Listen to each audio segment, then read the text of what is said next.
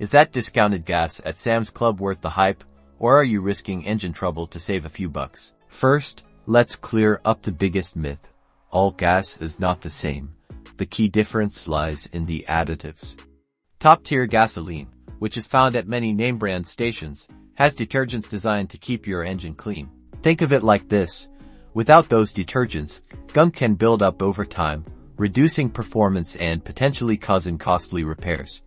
So, does Sam's Club gas have these detergents? The answer is yes. Sam's Club gas meets federal standards for detergents.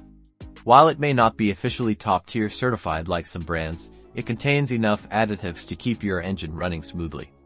Look for the meets federal standards label right there on the pump. The real advantage of Sam's Club gas is the price. Because it's sold to members only, they can offer lower prices than public gas stations. Ultimately, if you're a Sam's Club member, the gas is a solid option.